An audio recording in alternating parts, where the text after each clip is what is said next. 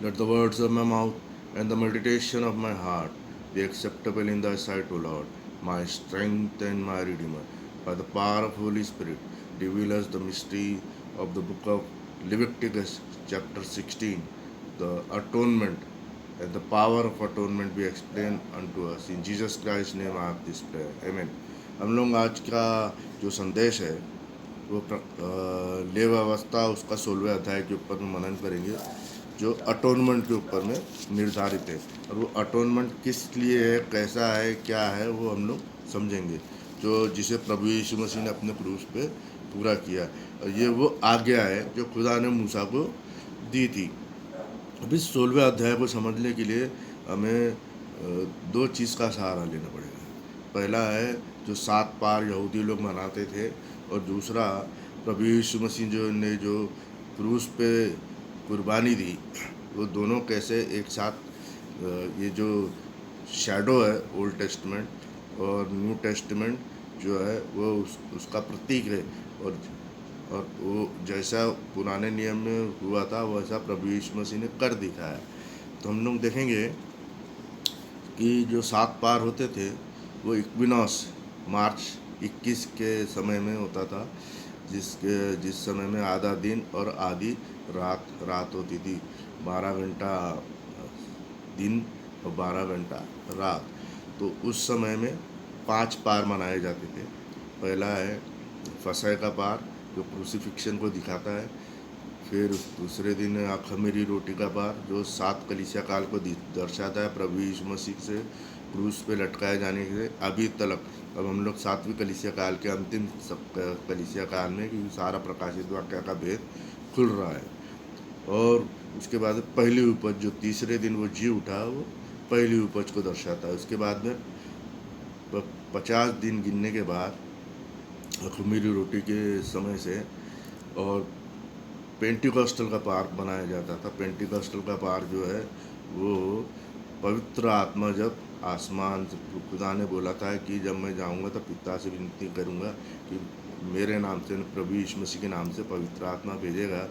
और जब वो लोग प्रार्थना कर रहे थे दूसरे मंजिल के इसमें, तो 120 जन करीब थे, और तब पवित्र आत्मा वहाँ पे उतरा।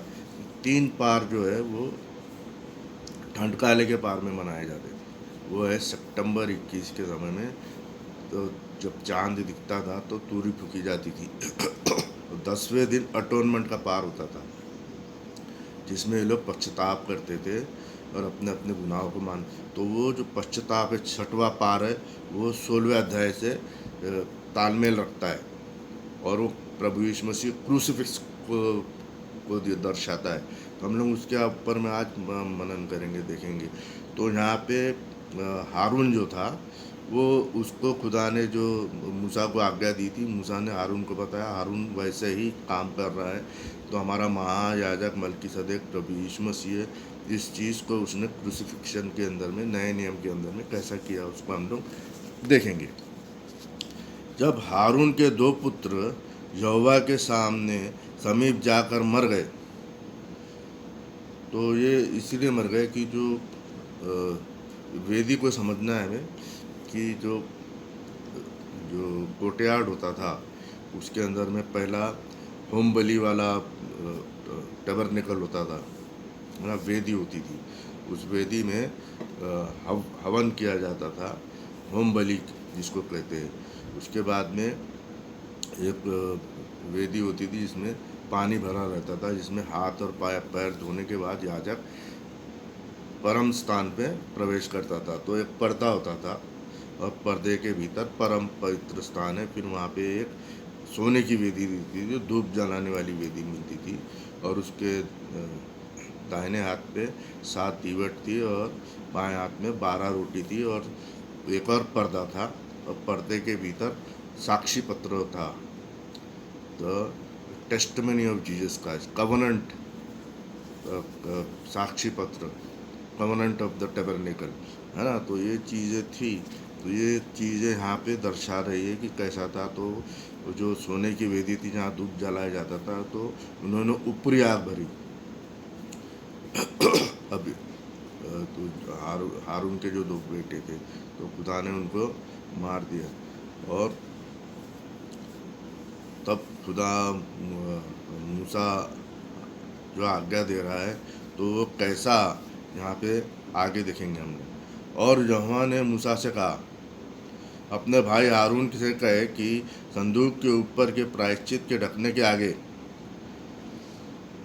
बीच वाले पर्दे के अंदर परम पवित्र स्थान पर हर समय प्रवेश ना करे।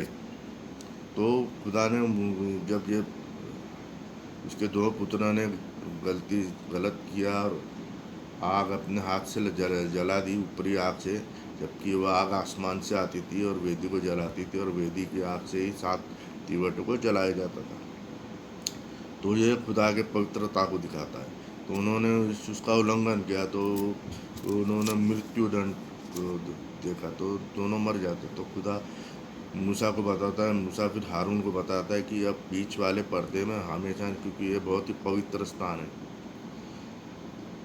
परम पवित्र स्थान में हर समय ना प्रवेश करे, नहीं तो वो मर जाएगा, क्योंकि मैं प्रायश्चित वाले ढकने के ऊपर बादल में दिखाई दूंगा। वो पहला पर्दा था जो टैबरनेकल ऑफ द कॉन्ग्रीगेशन कहा जाता था। तो जो टैबरनेकल ऑफ कॉन्ग्रीगेशन है उसको हिंदी में कहते हैं मिलाप वाला तंबू।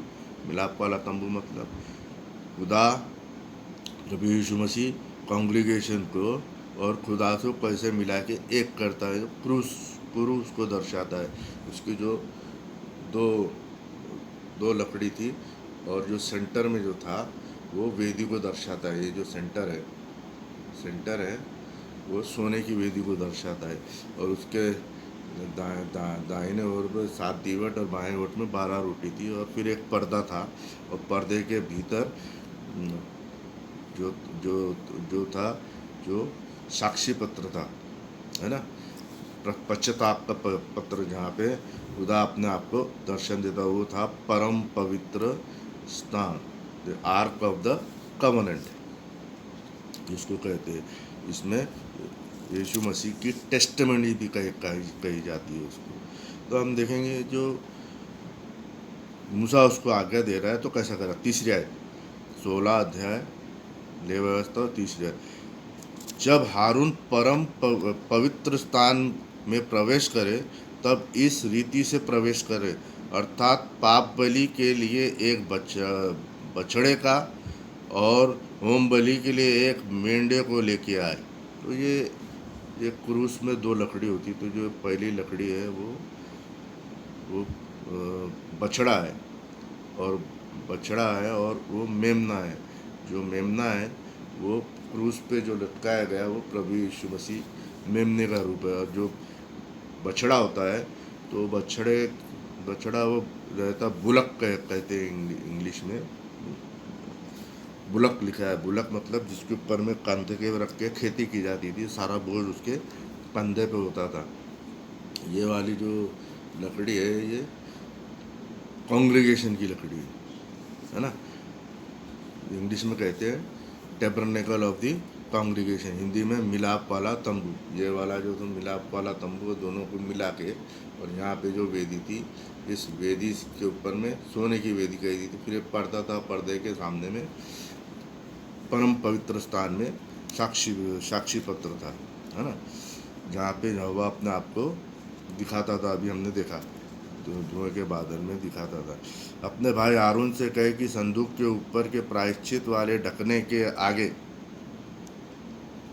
बीच वाले पर्दे के अंदर पवित्र स्थान में हर समय ना प्रवेश करे, नहीं तो वो मर जाएगा, क्योंकि मैं प्रायश्चित वाले ढकने के ऊपर बादल में दिखाई दूंगा। अब हारून पवित्र स्थान में प्रवेश करे तब इस रीति से प्रवेश करे, अर्थात पाप बलि का एक बछड़ा, है ना। तो प्रभु यीशु मसीह वो बछड़ा है जिसके कंधे के ऊपर में पूरा बोझ डाला गया, तो सिंगल लकड़ी है। और होम बलि के लिए एक मेंढे को लेके आना, तो ये बछड़ा भी है और मेमना भी है ना।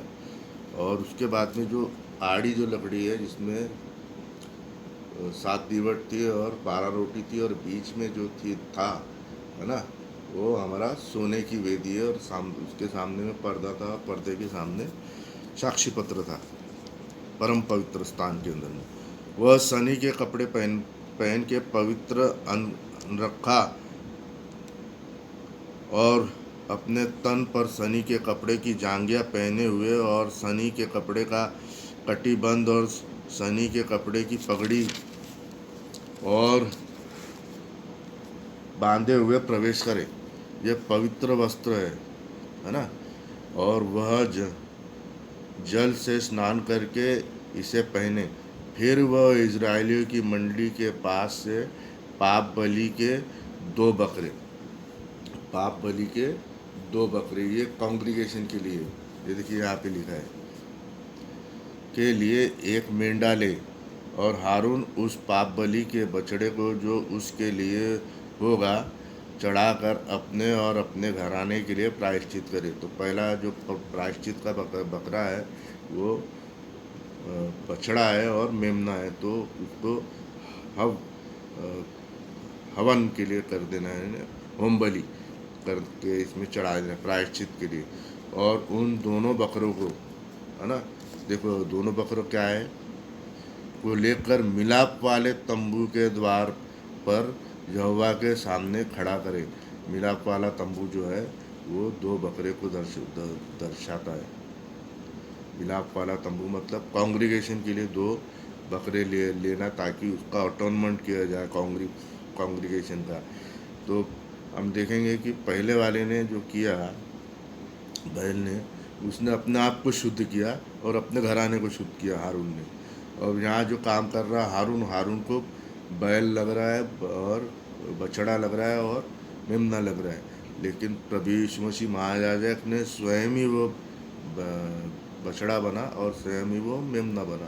तो सिंगल वाली डंडी दोनों मिला के एक होती है, और एक को करता है ये वेदी, जो सोने की जो वेदी है, ये सारी चीज़ का को दोनों को मिलान करती है, दोनों को, कॉन्ग्रीगेशन और प्रभु यीशु मसीह जो परम पवित्र स्थान में दोनों को एक करता है। और दोनों बकरियों को लेकर मिलाप वाले तंबू के द्वार पर यहोवा के सामने खड़ा करें, है ना। तो जो दो बकरे हैं वो कॉन्ग्रीगेशन के लिए, और जो बछड़ा है और मेमना है वो याजक को शुद्ध करने के लिए, और दो बकरे हैं और मेंढा है वो कॉन्ग्रीगेशन को अटोन करने के लिए। तो दोनों तरफ में मेंढा है, तो दोनों को मिलाने के लिए, यानी यहोवा को और को मिलाने के लिए प्रभु यीशु मसीह खुद मेमना बना, मेंढा, क्योंकि वो दोनों में भी मेंढा हमने देखा।